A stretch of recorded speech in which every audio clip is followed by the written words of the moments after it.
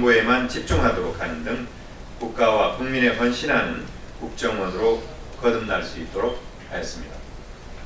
과거처럼 정권의 입맛대로 국민 위에 군림하는 권력기관이 아니라 어떠한 정권이더라도 국민의 자유와 인권, 생명과 안전을 위해서만 공권력을 정당하게 행사하는 대국민 봉사기관이 될 수 있도록 국정원, 검찰, 경찰 모두 지속적으로 개혁 과제들을 완수해 나가야 합니다. 이를 위해서는 개혁의 법제화와 제도화가 무엇보다도 중요합니다.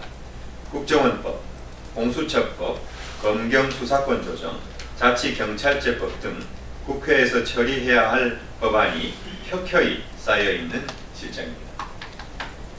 국정원, 검찰, 경찰 등 각 권력기관들이 정치적 중립을 기초로 높아진 국민의 눈높이에 부응할 수 있도록 이들 법안의 연내 처리를 위한 야당의 전향적이고 적극적인 협력을 촉구합니다.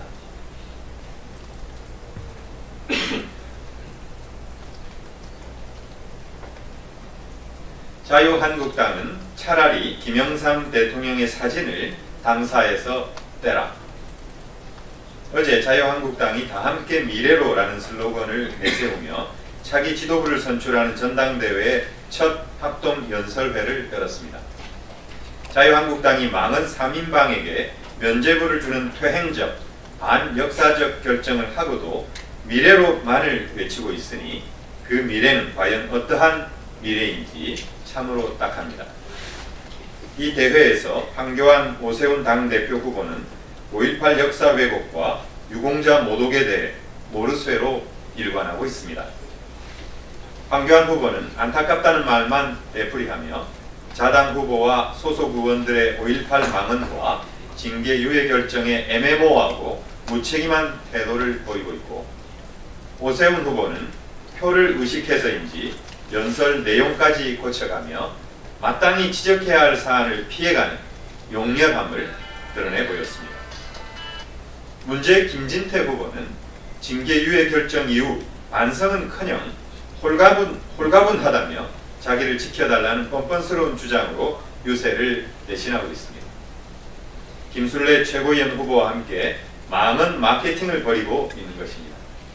전당대회장에서 이들에 대한 박수와 환호까지 터져 나온다고 하니 과연 자유한국당은 민주정당입니까?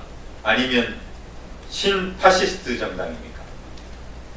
1980년 5월 광주 시민을 총칼로 학살한 전두환 노태우 전 대통령을 구속하고 법정에 세운 대통령은 김영삼 대통령입니다. 그의 역사 바로 세우기는 추상 같았습니다. 그러나 5.18 민주화 운동을 왜곡 날조하고 그 유공자들을 모욕하고 있는 당 일각의 망동주의자들에게 판을 깔아주고 있는 자유한국당은 차라리 김영삼 전 대통령의 사진을 당사에서 떼십시오. 그것이 김영삼 대통령에 대한 최소한의 예의가 아니겠습니까? 여당 당대표를 포함한 5.18 민주유공자들에 대한 정신적 테러 행위를 중지하라. 자유한국당이 이른바 망은 3인방을 징계하기는커녕 당 지도부 진출의 길을 터주는 그야말로 국민은 안중에 없는 무한무치한 결정을 한 데 대해 국민들의 분노가 하늘을 찌르고 있습니다.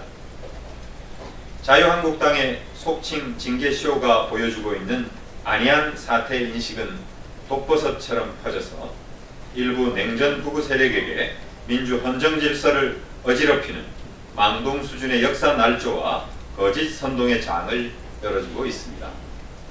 특히 SNS를 통해 확산되고 있는 가짜 유공자 관련 허위 조작 정보는 5.18 민주화 운동을 부정하고 5.18 정신을 훼손하는 반역사적, 반민주적 행위에 따름 아닙니다.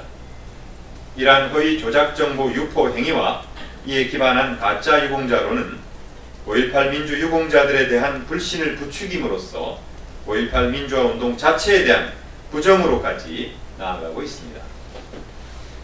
SNS에서 퍼지고 있는 허위 조작 정보의 익명의 생산자들은 어둠 속에서 범법 행위를 하는 몰지각한 자들이라고 치부하겠으나 일부 방송 채널에 패널로 출연하는 사람들까지 이러한 무분별한 가짜 유공자론에 입각한 문제 제기를 하고 있는 것은 참으로 슬픈 일이 아닐 수 없습니다.